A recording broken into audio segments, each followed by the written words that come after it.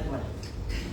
Merci à tous ceux qui sont venus, certains que je n'ai pas vus depuis des années, et c'est amusant parce que je considère qu'il n'y a pas de hasard. C'est très troublant que certaines personnes soient là, elles se reconnaîtront. Vraiment, merci à tous ceux qui sont venus, et j'espère que ça vous donnera l'envie de venir nous retrouver à Susa.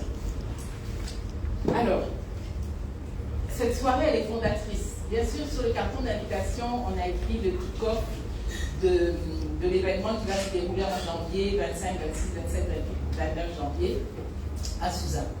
Mais au-delà de cela, je dirais que c'est la présentation de la fondation et même le lancement de la fondation. Parce qu'en fait, cette fondation, on ne l'a pas lancée à Douala de manière formelle, on l'a lancée à Dakar. Vous comprendrez pourquoi, parce que mes origines sénégalaises font que j'avais envie de lancer en premier, je m'en excuse, je vais être camerounais, mais j'avais envie de lancer la fondation à Dakar en premier. Donc elle a été lancée en mai dernier, durant le Dakar. C'était très émouvant parce qu'on l'a lancée dans les locaux de la fondation Léopold Sédar Senghor. Donc c'était vraiment très très émouvant. Donc aujourd'hui, vous êtes sous les auspices des CIMES de la Galerie MAM. Et la Fondation MAM va donc se développer pour vous donner l'envie de découvrir Susa, Grand Susa. Peut-être que certaines personnes, parmi les notabilités, nous expliqueront pourquoi on différencie Susa et Grand Susa. La Fondation MAM est certes portée par une dimension affective et mémorielle, mais elle n'est pas la projection d'une utopie, moins s'en faut. Cet atome de monde, nous l'avons baptisé Fabrique de Susa, un lieu étant d'expérimentation où les idées deviennent des projets concrets. J'expliquais tout à l'heure à certains qu'on était parti des ateliers de la pensée qui se déroulent à Dakar pour essayer d'initier quelque chose qui bénéficie en tout cas aux communautés. C'est vraiment ça l'essence même de cette fondation. La fondation MAM se projette dans un monde global par la diversité et la nature de ses actions. Création artistique, écosystème, réflexion, agroforesterie, économie, transmission, rencontre, et bien d'autres encore sont les outils employés sur ce chantier dans l'ambitieux désir de mettre un peu d'harmonie dans le chaos du monde. L'engagement de la Fondation MAM est donc éthique et esthétique. C'est un point important, c'est-à-dire que c'est vrai qu'on va associer la science et l'art, on va associer la pensée et l'action aussi. Donc, je disais que l'engagement de la Fondation MAM est donc éthique et esthétique, celui d'une Afrique qui pense et qui agit par elle-même. Ce n'est pas un hasard si c'est en Afrique, au Cameroun et à Grand Susa que cette initiative a vu le jour, car il n'est pas un défi auquel les humains doivent se confronter dont on ne puisse trouver en action un exemple sur la terre d'Afrique, ce continent monde. Si à Susa, la fabrique a pour objectif d'activer les leviers d'une vie meilleure, les expérimentations qui sont et seront conduites ne limitent pas leurs effets ni leur territoire de réflexion au sein du continent. Les outils qui sont forgés s'adressent au monde entier. On a vraiment cette ambition. La fabrique de Susa, sous forme d'utopie active et salvatrice, et quand je dis active et salvatrice, ça a un sens, justement, ces utopies sont censées produire du sens et de l'imaginaire. Elle offre aux chercheurs, la fabrique de Susa offre aux chercheurs et penseurs un espace de réflexion et d'échange afin de penser l'insertion de l'Afrique dans le monde et du monde dans l'Afrique, et surtout impulser un nouveau mode de développement. Pour ce faire, la Fondation repose sur 4 piliers ou plateformes. Le premier pilier, c'est Susa Lève. Il y a des petits films qui sont projetés où vous verrez. Susa Lève, c'est le Susa Laboratoire Économie du Vivant. On a Susa Créative, c'est là où se déroule la forme de résidence d'artistes et de création. Michael, tu es supposé traduire, c'est ça? Donc, j'ai parlé de 4 plateformes. Donc, Susa Créative, Susa Lève et Susa Académie. Susa Académie, c'est tout ce qui... Je reviens sur Susa Lève où on a initié ce qu'on appelle une cartographie. C'est-à-dire que dans une cartographie, le territoire de Susa, il s'agit de connaître le maillage socio-économique et culturel de Susa, d'explorer la géographie physique, humaine, la géohistoire du lieu, son histoire économique, et avec aussi aujourd'hui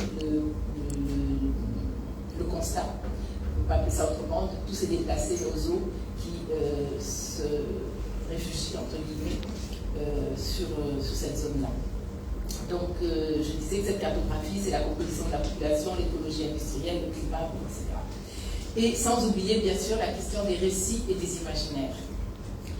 3 doctorants en anthropologie travaillent depuis un certain nombre depuis 2 ans pour les notabilités de Sousa les connaissent parce qu'ils viennent les solliciter de manière très régulière. Et ils travaillent depuis plusieurs mois sur les questions de savoirs ancestraux, culinaires et thérapeutiques. Donc ça, c'était Sousa Lève. Sousa Créatif, je suis passée rapidement dessus puisque c'est les programmes de résidence de créateurs principalement. Et on a Sousa Academy. Sousa Academy, c'est de la transmission. Donc il y a des ateliers littéraires qui sont animés par quelqu'un que j'aperçois, mais William est juste venu cacher la personne en question, Marc-Alexandre Bombambé, et Emile Boum et Anne-Sophie Stefanini sont vraiment les piliers de ces ateliers littéraires, et avec les nuits et jours de la poésie. On a aussi des masterclass qui vont démarrer d'ailleurs quelques jours sur les pratiques curatoriales avec Simon Gianni.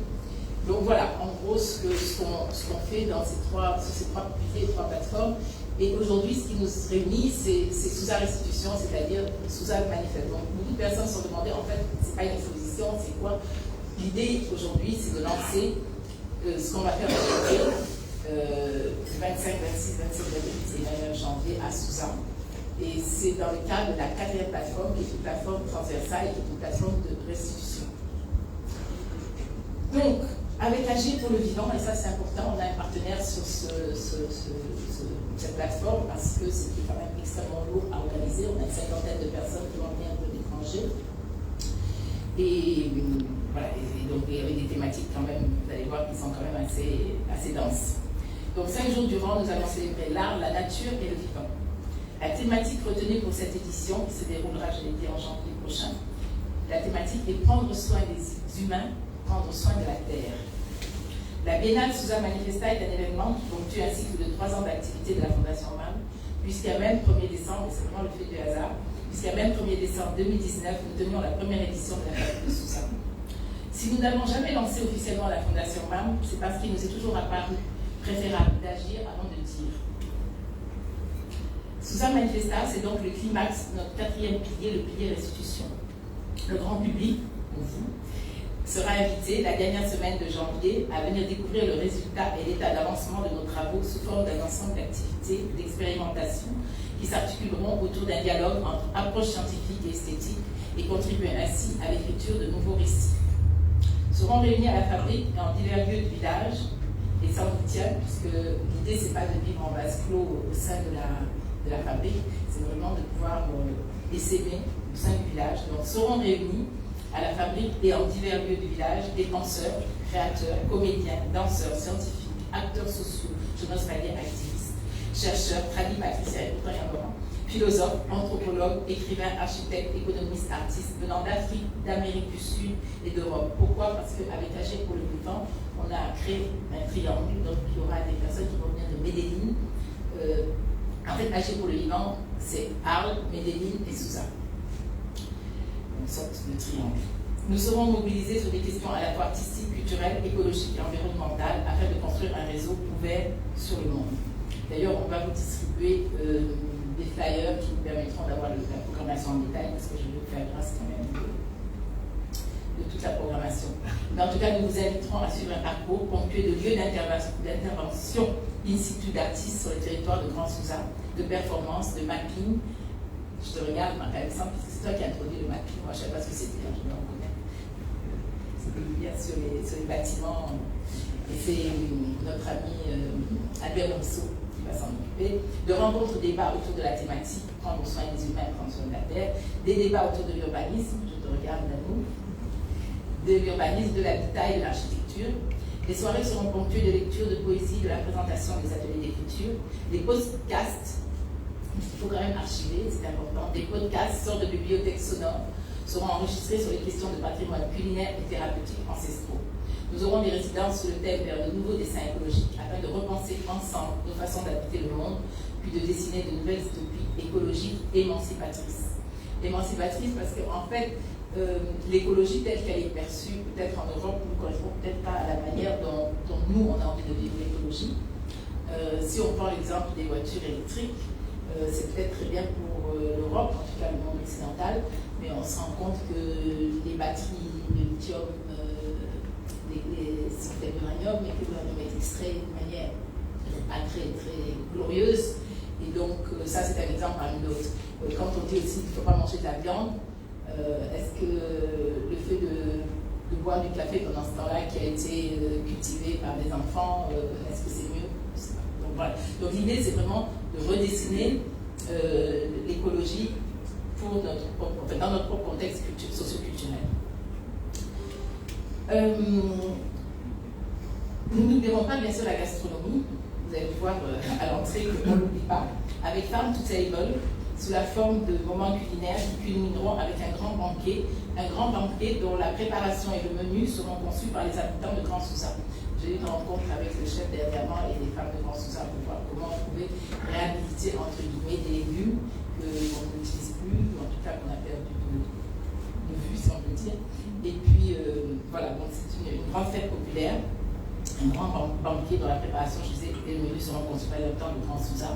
On est en train d'envisager aussi une collaboration avec un grand chef. Encore une fois, j'ai dit, on est ouvert sur le monde, on n'est pas, en fait, c'est replier sur soi-même. Avec un grand chef, Alain Lucas, qui devrait permettre la mise en place d'une plateforme d'échange avec des chefs cuisiniers du Cameroun et d'ailleurs. Des projections de films en plein air pour les enfants et les adultes au centre du village seront proposées autour des questions de l'écologie de la nature du vivant. Et là, on aura Jean-Marie Thénault qui viendra nous présenter son film et discuter sur le cinéma, et de la chorégraphie avec Faustin, de la musique, du slam. Enfin, nous présenterons un projet qui nous tient très à cœur, non pas que les autres ne me tiennent pas à cœur, mais celui-là nous tient particulièrement à cœur.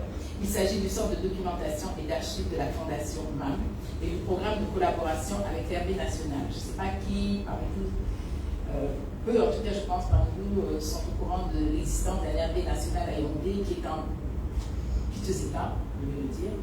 Pourquoi? Parce que les budgets de fonctionnement sont extrêmement faibles et que finalement on ne valorise pas le patrimoine qu'on a ici au Cameroun. Moi j'ai appris très récemment, je le disais tout à l'heure à l'Observatoire du réseau, que le Cameroun est le pays au monde qui a la flore la plus riche. Ça mérite des applaudissements quand même. Donc ce centre devrait permettre à la Farm de Souza de devenir une banque de données, autorisant ainsi tout un chacun à trouver les outils dont il a besoin pour transformer le monde et construire un projet culturel et environnemental.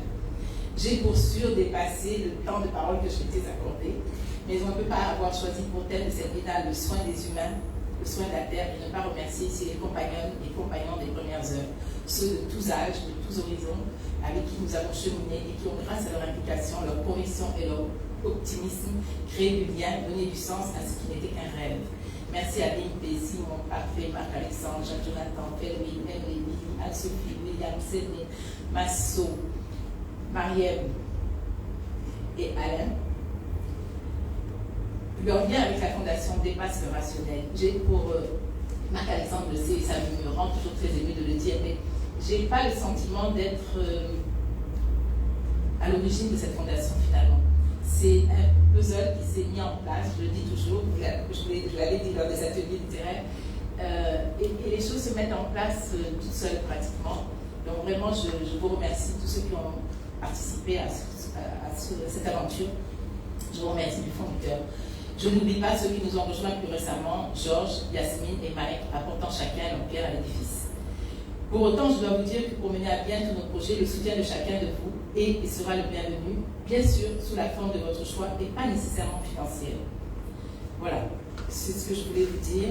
Nous allons laisser place à la poésie, place au slam. Merci Ange, merci Capitaine Alexandre. Avec vous et grâce à vous, nous allons faire lien, nous allons nous rapprocher du cercle des poètes.